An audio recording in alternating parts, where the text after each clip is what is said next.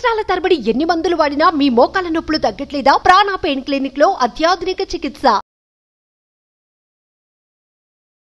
So Priya, ఇప్పుడు వీళ్ళందరినీ మనం చూస్తే చాలా సెన్సిటివ్ వీళ్ళు. ఎందుకంటే వీళ్ళు ఒక డిఫరెంట్, ఒక పసిపిల్లల హృదయం అని అనుకోవాలో ఏమో తెలియదు, కానీ అంటే అంత చాలా సున్నితమైన మనస్తత్వం కల వాళ్ళు వీళ్ళందరూ. ఇప్పుడు నీకు నాకు ప్రాబ్లం వచ్చింది అనుకో, 10 మంది చెప్పుకున్నా, వాళ్ళు ఇంకో 100 రకాలుగా సృష్టించినా మనం అంటే 2 రోజులు బాధపడతామేమో. మన life style totally different. But వీళ్ళది ఉంటుంది, వీళ్ళది చాలా critical and sensitive. First of all వీళ్ళ మీద వీళ్ళకు నమ్మకం ఉండకపోక, వీళ్ళకున్న ఎవరమైనా ఒక గుండెల్లో బాధని పక్క వాళ్ళకు చెప్పుకుంటే మనం రిలాక్స్ అయిపోతామనే ఒక మంచి ఫ్రెండ్కు చూసి చెప్పుకోవాలనుకుంటాం. సో వీళ్ళల్లో కూడా అట్లా వీళ్ళ ఫ్రెండ్స్ ఉండి వీళ్ళు ప్రాబ్లమ్స్ షేర్ చేసుకుంటారా? చేసుకుంటే వీళ్ళకి ఎలాంటి దానివల్ల మళ్ళీ ప్రాబ్లమ్స్ వస్తాయా? ఓ సొల్యూషన్ కానీ రిలాక్సేషన్ కానీ ఉంటుందా? భలే క్వశ్చన్ అడిగావు రాదా. అసలు ఎంత ఇంపార్టెంట్ అంటే నిజంగానే అబ్బా, ఇది చాలా ఛాలెంజింగ్. ఓకే, ఇక్కడ నా క్లయింట్ ఎగ్జాంపుల్ ఇస్తా. ఇంకో client very young boy, 22 age. Okay, so తనకి ఏంటి అంటే నేను చూసినప్పుడు ఫస్ట్ టైము ఇట్లా షివర్ అయిపోతున్నాడు. ఇట్లా 22-year-old బాయ్ షివర్ అవ్వడం ఏంటి? అదే కదా, అసలు అర్థం కాలే. అండ్ ఎన్నో రోజులు స్నానం చేయలేదు అన్నట్టు ఒక షాబీ ఫెలో లాగా ఉన్నాడు. ఎందుకో డౌట్ వచ్చింది నాకు, ఏదో సంథింగ్ తినని బాదర్ చేస్తుంది అని. మెల్లగా అడిగాను, ఏంటమ్మా పర్లేదు చెప్పు, నాకు ఐఎమ్ లైక్ యువర్ మదర్ అంటే 1 వీక్ మాట్లాడలే. తర్వాత ఒకరోజు మెసేజ్ పెట్టాడు, నేను కలుస్తాను మేడం మిమ్మల్ని. కలిశాడు. సరే కలిశాక చెప్పాడు, తన జీవితంలో ఈ విషయము ఇప్పటిదాకా ఒక్క పర్సన్కి చెప్పాడు, సెకండ్ పర్సన్ నేను.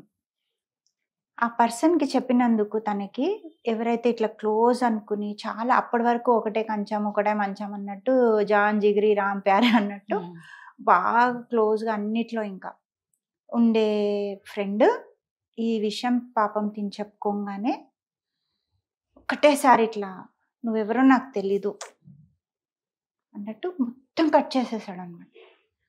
కట్ చేసేసరికి ఈ అబ్బాయి ఎంతవరకు వెళ్ళాడంటే నాకు సూసైడ్ చేసుకోవాలని ఉంది. అప్పటికి తాగుడు అలవాటు చేసేసుకున్నాడు ఫుల్గా. సూసైడ్ చేసుకోవాలని ఉంది, నేను తప్పు చేసేసాను, నేను తప్పు చేసేసాను, నేను తప్పు చేసేసాను, నాలో ఫాల్ట్ ఉంది, నాలో ఏదో తప్పు ఉంది, నేను అంటే నాకు అర్హత లేదు ఈ సొసైటీలో బతకడానికి, ఇలా మాట్లాడడం స్టార్ట్ చేశాడు. ఎందుకు ఏంటి అని అడిగితే చెప్పాడు, నాకు ఇలాంటి ఫీలింగ్స్ వస్తాయి, అసలు నాకు అర్థం కావట్లేదు,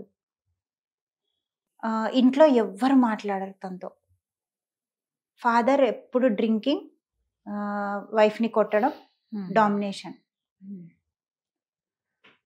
ఇంకా నాన్న వాళ్ళు ఎవ్వరు లేరు ఇంకా తనకి ఇలా చెప్పుకోవడానికి. ఆఫీస్లో వచ్చేసరికి వెరీ క్లెవర్ బాయ్, అందరు యూజ్ చేసేసుకుంటున్నారు, ఆ పని చేసి పెట్టవా, ఈ పని చేసి పెట్టవా, ఈ ప్రాజెక్ట్ చేయవా, ఆ ప్రాజెక్ట్ చేయవా, అందరికి అన్నీ చేసేస్తున్నాడు అడిగినవన్నీ. మళ్ళీ నో అంటే ఎక్కడ వెళ్ళిపోతారో, అదే మళ్ళీ ఎక్కడ నో అంటే ఫ్రెండ్స్ ఉండరు, ఎక్కడ నో అంటే ఒంటరివాడిని అయిపోతాను. అలా ఒకరోజు పెద్ద మిస్టేక్ అయింది, చేసిన వాళ్ళు వేరే. ఆ మేనేజర్ వచ్చి వీడిని బాగా లెఫ్ట్ అండ్ రైట్ తిట్టేశాడు, నోరు తెరవట్లేవాడు, ఆ బ్లేమ్ అంతా తీసేసుకుంటున్నాడు. అలా 1 సారి 2 సార్లు 3 సార్లు అది కంటిన్యూ అవుతూనే ఉంది. సో ఇంకా ఎప్పుడైతే ఈ వర్క్ నేను వీళ్ళతో చేయించడం స్టార్ట్ చేశానో, లాస్ట్ వీక్ ఒక మెసేజ్ పెట్టాడు సడన్గా, మేడం నాకు ఒకటి అర్థమైంది అని. ఏంటమ్మా అంటే, ఏది శాశ్వతం కాదు, ఫ్రెండ్స్ శాశ్వతం కాదు, జాబ్ శాశ్వతం కాదు, ఎందుకు నేను వీళ్ళే ప్రపంచం అనుకొని ఎందుకు నేను భరిస్తున్నాను ఇవన్నీ అని. తన కేపబిలిటీస్, తన స్కిల్స్, తన టాలెంట్ మీద తనకు ఒక నమ్మకం వచ్చింది.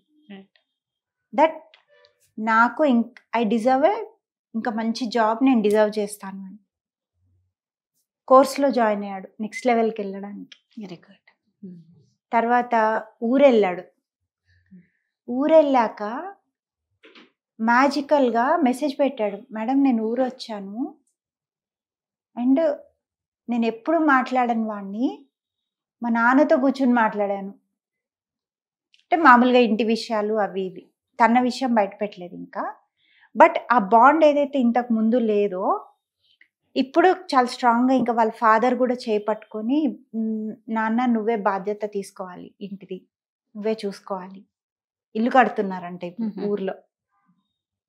సో ఎప్పుడైతే వీళ్ళలో ఆ చేంజ్ అనేది స్టార్ట్ అయిందో చుట్టూతో చేంజ్ ఎలా వచ్చిందో చూడండి. అంటే ఏంటి ప్రియా, ఇప్పుడు మామూలుగా ఎవరికైనా షేర్ చేసుకోవాలన్నా భయం. ఇప్పుడు మామూలుగా ఏ విధంగా ప్రాబ్లం ఫేస్ చేస్తా అంటే వీళ్ళు చాలా సెన్సిటివ్ కాబట్టి వీళ్ళు ఇంకెవరికన్నా షేర్ చేసుకోకుండా ఫస్ట్ వీళ్ళల్లో వీళ్ళు కాన్ఫిడెన్స్ లెవెల్ బాగా పెంచుకొని చక్కగా ధైర్యంగా ఉండాలి. అంటే ఇట్లా చిన్న చిన్న వాటికి వాళ్ళు చాలా పాపం సున్నితమైన మనస్తత్వం కాబట్టి సూసైడ్ల దాకా పోతారు. కాబట్టి అక్కడ దాకా పోకుండా వీళ్ళని వీళ్ళు స్ట్రాంగ్ గా చేసుకోనికి ఏమన్నా ఉంటుందా? ఉంటుంది. ఇన్ఫాక్ట్ అసలు ఇది కూడా చెప్పాలి, ఒక సెషన్లోనే సడన్ గా సెషన్ జరుగుతోంది, మెసేజ్ పెడుతున్నాడు, మేడం నాకు గ్లాస్ తో కోసేసుకోవాలని ఉంది అని. నేను అసలు ఇంకా చెప్పడం ఆపేసి ఇమీడియట్ మెడిటేషన్లోకి తీసుకెళ్ళిపోయాను.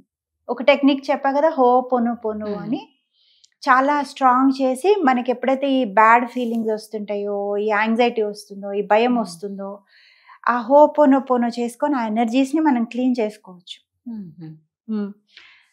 ఇంకా ఆ రోజు అది చేయించాను. అదొకటి ఉంది, ఈ మిర్రర్ వర్క్ ఒకటి ఉంది. తర్వాత మనము లెటర్స్ రాసుకోవడం, సెల్ఫ్ లవ్ లెటర్స్ మిర్రర్లో చూసుకొని అసలు I love you, I really love. ఇంకొకటి వాళ్ళ మీద వాళ్ళు ఇష్టం పెంచుకోవడము, ఫస్ట్ వాళ్ళని వాళ్ళు యాక్సెప్ట్ చేయడము, ఇలాంటివన్నీ చేసుకుంటే తప్పకుండా వీళ్ళు బయటికి రావచ్చు.